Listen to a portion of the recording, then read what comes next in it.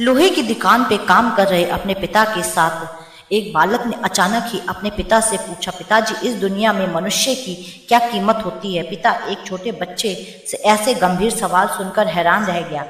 फिर भी वह बोले, बेटा एक मनुष्य की कीमत आंकना बहुत मुश्किल है, वह तो अनमोल है। बालक, क्या सभी उतना ही कीमती और महत्वपूर्ण है? पिताजी, हाँ बेटा। बालक कुछ समझा नहीं।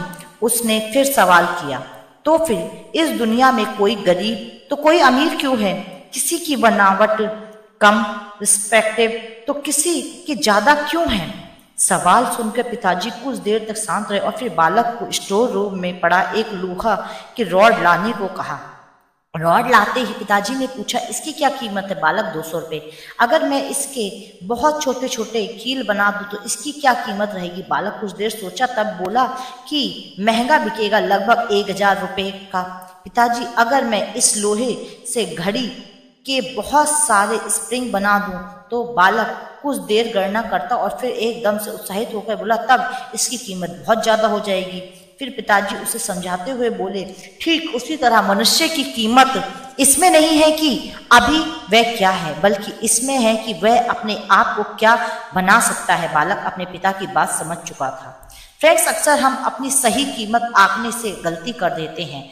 हम अपने प्रेजेंट स्टेटस को देखकर अपने आप को वैल्यूलेस समझने लगते हैं, लेकिन हम में हमेशा अतः शक्ति होती है।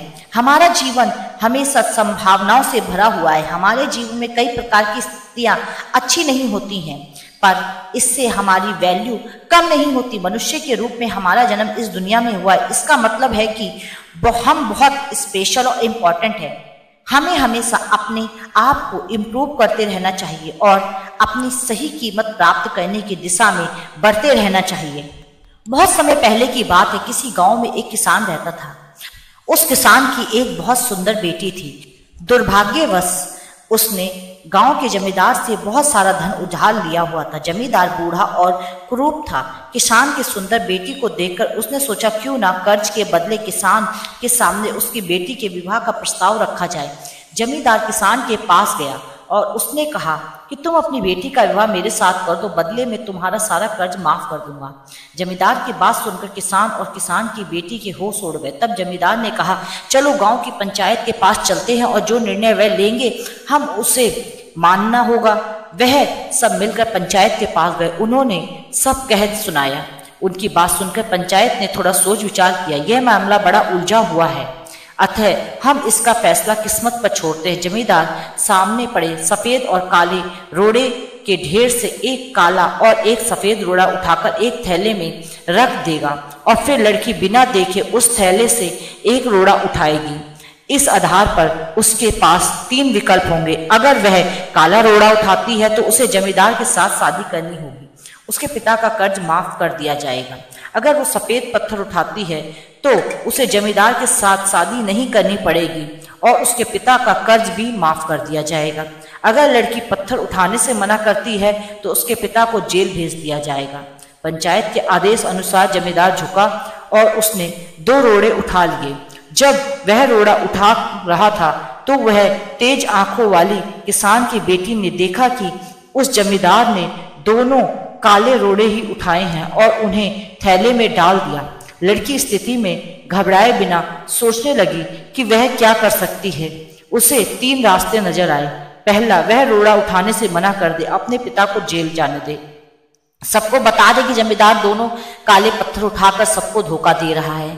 वह चुप रहकर काला पत्थर उठा ले और अपने पिता का कर्ज बचाने के लिए जमींदार से शादी करके अपना जीवन का बलिदान कर दे। उसे लगा कि दूसरा विकल्प सही है। तभी उसे एक और भी अच्छा उपाय सूझा। उसने थैले में अपना हाथ डाला और एक रोड़ा अपने हाथ में ले लिया और बिना रोड़े की तरफ देखे उसने हाथ से फिसलने का नाटक किया। उसका रोड़ा अब हजारों पत्थर के ढेर में गिर चुका था, उसमें कहीं खो गया। तो लड़की ने कहा, हे भगवान, मैं कितनी फूहड़ हूं, लेकिन कोई बात नहीं, आप लोग थैले के अंदर देख लीजिए कि कौन से रंग का रोड़ा बचा है, तब आपको पता चल जाएगा कि मैंने कौन सा पत्थर उठाया है मेरे हाथ में से जो गिर गया है। थैले में बचा हुआ रोड़ा काला था। सब लोगों मान लिया कि लड़की ने सफेद पत्थर ही उठाया था। जमींदार के अंदर इतना साहस नहीं था कि वह अपनी चोरी मान ले। इसलिए उसने अपनी सोच से असंभव को संभव कर दिया। मित्रों, हमारे जीवन में कई प्रकार ऐसी परिस्थितियां आ जाती हैं जहां सब कुछ धुंधला दिखता है, हर रास्ता नाकामयाबी की ओर जाता है महसूस होता है। पर ऐसे समय में यदि हम परंपरा से हटकर सोचने का प्रयास करें तो उस लड़की की तरह अपनी मुश्किलों से को दूर कर सकते हैं। मैनेजमेंट की परीक्षा प्राप्त कर एक युवा नौजवान की बहुत अच्छी नौकरी लग गई। उसे कंपनी की ओर से काम करने के लिए अलग से एक केबिन दिया जाता है। वह नौजवान जब पहले दिन ऑफिस जाता है, बैठकर अपनी शानदार केबिन को निहार रहा था, तभी दरवाजा खटखटाने की आवाज आती है। दरवाजे पे एक साधारण सा व्यक्ति रहता है। उसे अंदर आने के कहने की बजाय वह युवा उसे आधा घंटा बाहर इंतजार करने के लिए कहता है। आधा घंटा बीतने के पश्चात वह आदमी पुनः ऑफिस के अंदर आने की अनुमति मांगता है। उसे अंदर आते देख युवक टेलीफोन से बात करना शुरू कर देता है। वह फोन पर बहुत सारे पैसों की बात करता है, अपने ऐशो आराम के बारे में कई प्रकार के डींगे हाँकने लगता है। सामने वाला व्यक्ति उसकी सारी बातें सुन रहा होता है। वह युवा व्यक्ति फोन पर बड़ी बड़ी डींगे हाँकना जारी रखता है। जब उसकी बातें खत्म हो जाती है तब जाकर वह साधारण व्यक्ति से पूछता है कि तुम यहाँ क्यों आए हो। वह आदमी युवा व्यक्ति को विनम्र भाव से देखते हुए कहता है, साहब मैं यहाँ टेलीफोन रिपेयर करने आया हूँ। मुझे खबर मिली है कि आप जिस टेलीफोन से बात कर रहे हैं वह हफ्ते भर से बंद पड़ा है, इसलिए मैं इस टेलीफोन को रिपेयर करने के लिए आया हूँ। इतना सुनते ही युवा व्यक्ति शर्म से लाल हो जाता है और चुपचाप कमरे से बाहर चला जाता है।